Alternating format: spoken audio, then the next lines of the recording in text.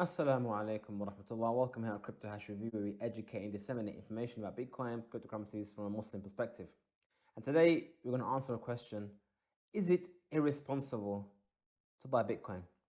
And the reason why I brought this topic up is because I've seen a few videos floating around, not videos, sorry, articles on the news and even from the government, warnings telling people be careful about cryptocurrencies, you might lose all your money, and effectively saying that it's irresponsible to invest money in cryptocurrencies.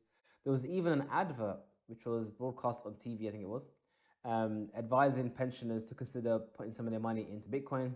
And then the government intervened, or I think the Ofcom intervened and said, no, this is irresponsible to advise people to buy Bitcoin. I want to ask that question: is it really irresponsible to buy Bitcoin? Is it really an irrational, irresponsible thing to do?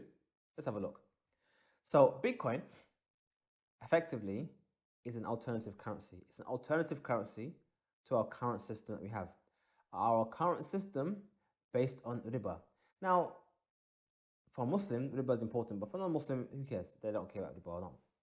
So, okay. Let's look at the facts. The facts are that for a sustained period of time, over decades, consistently, the price or the purchasing power of the pound, the dollar, the euro has been decreasing. This is a sustained fact. Now, the inflation rate they have suggested, the governments, is that it's more like 2 to 3%.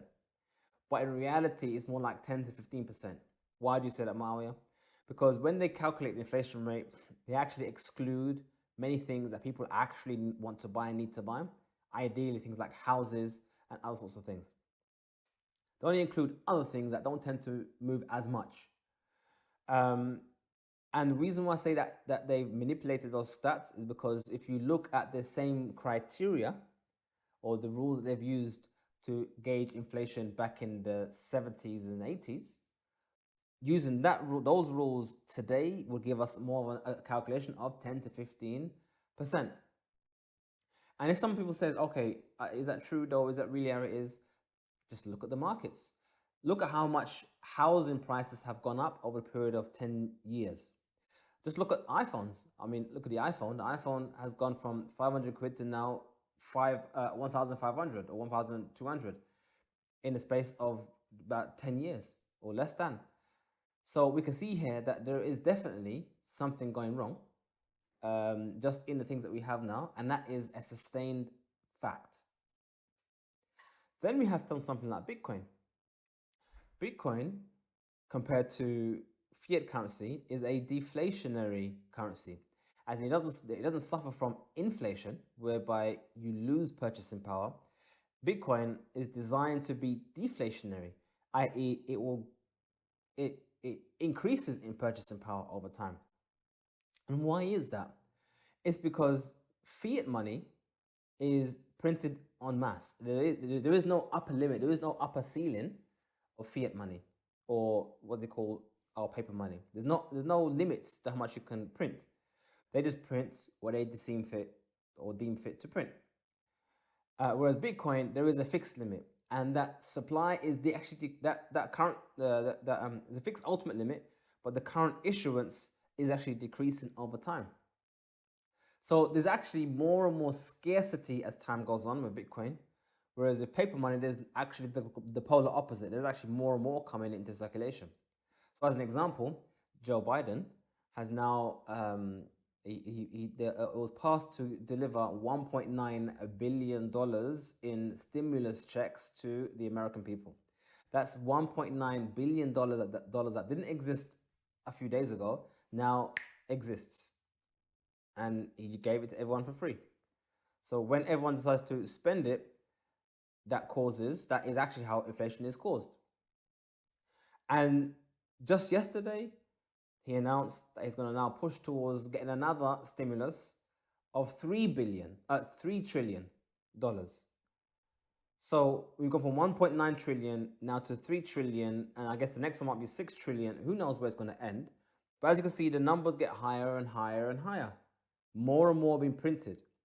Just last year in 2020, 60% of all dollars that have ever been printed by the central bank since 1971, 60% of that was printed just last year. That means 48 years worth of printing money in the American economy, 48 years of that only accounted for just 40% of the Bitcoin, so of the dollars that was ever printed. Whereas 60% of that now in circulation was printed just last year. And I wouldn't be surprised if Joe Biden prints off even more than what Trump did last year. So as you can see, it's spiraling out of control, where they're printing infinitum almost. So is it really irresponsible to take action to preserve your wealth and to leave what seems to be a collapsing system to go to another system that has a proven track record of over 10 years to have been functioning non-stop in all that time? I would say that's very irresponsible. However, I would say that if a person decides to purchase Bitcoin, or some may say invest, or convert their capital to Bitcoin, and has no idea what Bitcoin even is, other than the fact that, oh, someone said it's going to go up, then I would say that's irresponsible. But that's not to do with Bitcoin. That's to do with anything, really. If someone said to me, I want to invest in some company, I said, what's the company name? Oh, I forgot the name, but it's supposed to be good. I would say, if you can't remember the name of the company, you have no idea why it's good, then why are you asking about investment? That itself, that action is irresponsible action. But as for Bitcoin itself, is it irresponsible to invest in Bitcoin or even tell others about Bitcoin? I would say the polar opposite. Bitcoin is a currency that most resembles gold and silver in the sense that it can only be earned through hard work and labor, whereas fiat currency is just a note to say that someone owes that it's just a note of an interest-bearing loan that was issued by the government. It was issued before work was even done. It doesn't resemble what real money has been from the beginning of time, and there's actually a 100% mortality rate, as they say, for fiat currencies. Every time there's been a fiat currency in history, it has always gone to zero, and there's no evidence to suggest that this currency will be any different. We hope you find this video beneficial and useful, and may Allah give you plenty Bitcoin. Assalamu alaikum wa rahmatullah.